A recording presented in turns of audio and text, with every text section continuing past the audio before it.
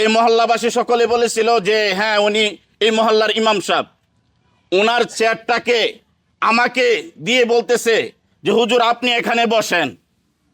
তাহলে দেখেন একজন মানুষ কতটুক ভালো হলে যে ইমাম সাহেব একজন মাওলানা হাফেজকে কতটুক সম্মান উনি করতে পারে। কাউসার ভাই সন্ত্রাসী হতে পারে না, উনি চাঁদাবাজি হতে পারে না। এই বীরাবর 2 নং ওয়ার্ডের আমার 1.5 বছরের অভিজ্ঞতা যে আমি এখানে দেখলাম কাউসার ভাইয়ের মতন যে রাজনীতিবিদ, শিক্ষিত রাজনীতিবিদ কমই আমি দেখেছি। উনি একজন শিক্ষিত মানুষ, উনি একজন যে ওনার ভিতরে কোনো হিংসা প্রতিহিংসা ওনার ভিতরে নাই। এই জন্যই বলতেছি যারা ওনাকে অপবাদ দিয়েছে, আমি বলবো এই বীরাবর আশ্রয় প্রকল্পের জামি মসজিদের ইমাম হয়ে বলতেছি যে আপনারা বুকাশ সর্বে বাস করতেছেন।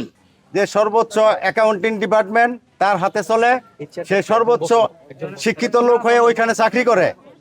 তার পাশাপাশি এই গ্রামে তার অ্যাগ্রো ফার্ম, জান্নাত অ্যাগ্রো ফার্ম বা এই গরু মাছের ফার্ম, বিভিন্ন কলাকৌশলের ভিতরে প্রায় 80 থেকে 100 জন লোক কর্মজীবী আছে, তার বেতনভুক্ত লোক।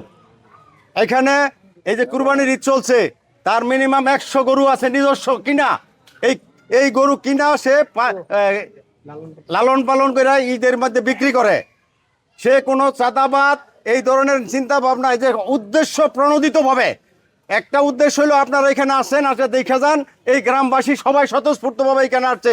কাউসার মিয়ার কোনো বদনাম নাই, কাউসার মিয়ার কোনো দুর্নীতি নাই। কাউসার মিয়া মানুষকে অকাতরে দান করে। সে দয়াল বাবা খাজা বাবার মতো তার দরবার থেকে কেউ ফিরত যায় নাই। আপনারা এখানে আছেন, সবাই বলেন কেউ ফিরত যায়? কাউসার মিয়ারকে যদি মামলা দিয়া, হামলা দিয়া, চাঁদাবাজি দিয়া একটা দূরে সরে রাখতে পারে, তার সে খালি মাঠে গোল করতে পারে। জিনিসটা প্রতিবাদ করেন। আমি এই ওয়ার্ডের আমি বিএনপি করি। আজকে প্রায় 17 বছর নির্যাতিত ছিলাম। আমার মতো লোক 18 সালে গাইবি মামলায় 46 দিন জেলে ছিলাম। আমি এই ওয়ার্ডের সহসভাপতি বিএনপির মূল দলের। আপনারা জানেন আমাদের বীরাবর 2 নং ওয়ার্ডের প্রায় সকল ইট ভাটার পরিচালক হচ্ছে মুজাম্মেল, সাখাওয়াত এবং গুলজার মোল্লা গং।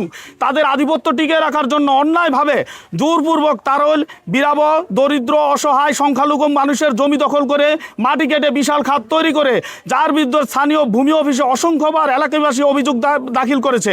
ইউনো অফিসে অভিযোগ দেওয়া আছে, এর যথাযথ ভিডিও ফুটেজও আছে। স্থানীয় এমপি মহোদয়ের কাছেও এই নিয়ে অভিযোগ করা হয়েছে। তিনি রূপগঞ্জ থানাকে আইনি পদক্ষেপ নেওয়ার জন্য নির্দেশনা দিয়েছিল। এসব কিছুর পরও মুজাম্মেল, সাখাওয়াত এবং গুলজার মোল্লা গংদের এই ভূমিদস্যুতা কেউই রোধ করতে পারেনি। এ ব্যাপারে কেউ প্রতিবাদ করলে তাকে সন্ত্রাসী, চাঁদাবাজ, আওয়ামী লীগের দালাল এবং হাইব্রিড নেতাসহ আরও বিভিন্ন অপবাদের তকমা দেওয়া হয়।